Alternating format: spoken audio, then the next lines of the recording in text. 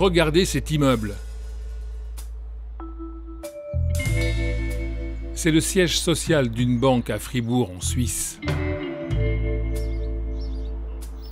Un bâtiment moderne, avec sur le toit ses panneaux photovoltaïques et au sous-sol des équipements dernier cri pour le chauffage et la ventilation des bureaux.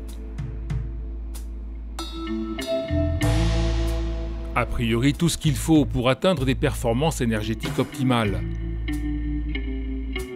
Sauf que dès la mise en service de ce système, on a vite constaté que les promesses étaient bien loin d'être tenues.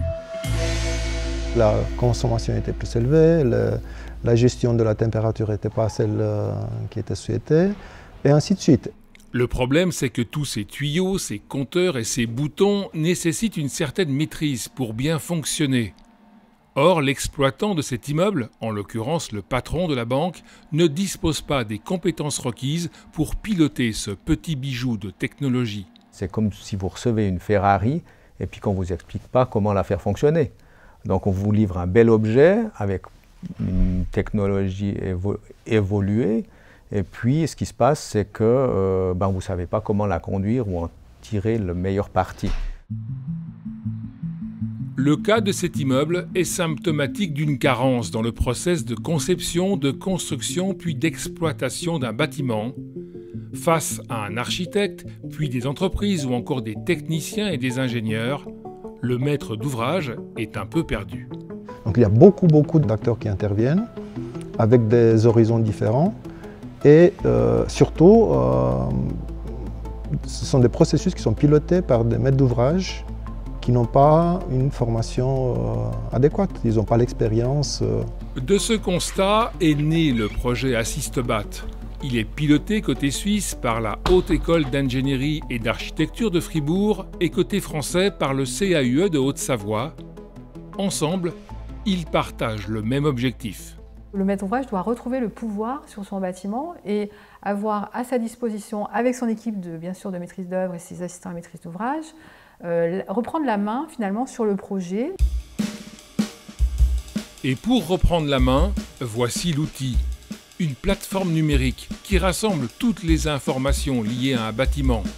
Le budget, le planning, les caractéristiques techniques ou encore les ambitions énergétiques.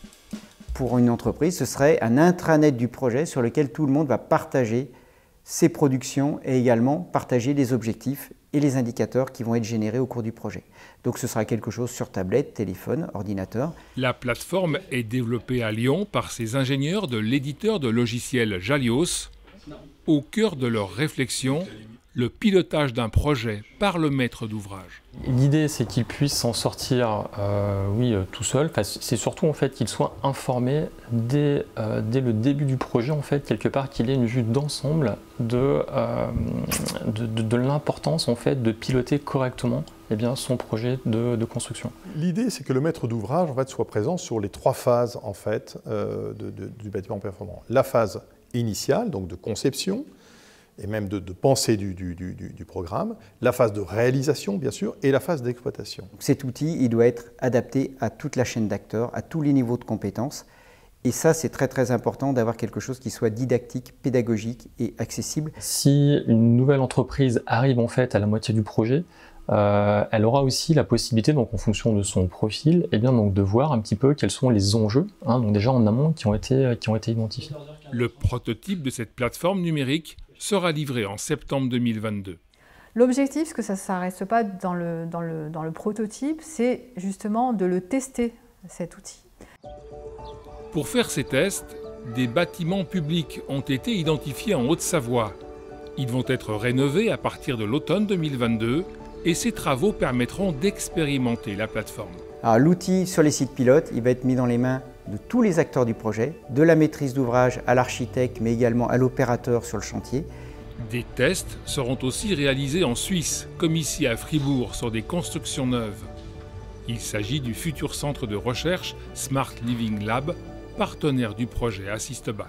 Nous aurons des images à haute résolution, nous aurons des données sur les matériaux qui sont apportés par les fournisseurs, qui seront intégrés dans une base de données, et tout cela servira de matière aussi comme cas d'étude pour nourrir le projet AssistBat.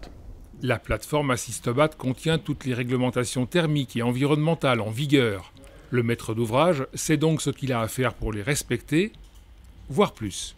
S'il affiche de l'ambition, il aura toutes les informations et tous les critères, les garde-fous pour atteindre un niveau de performance qui sera au niveau des ambitions largement supérieures à la réglementation et à la loi. Avec un outil comme ça, la performance énergétique peut vraiment devenir un fil rouge de tout le projet. La performance énergétique, mais aussi bilan carbone, en fait voilà, tout ce qui est à rapport avec le développement durable, donc dès le premier coup de crayon jusqu'à la réalisation de l'exploitation.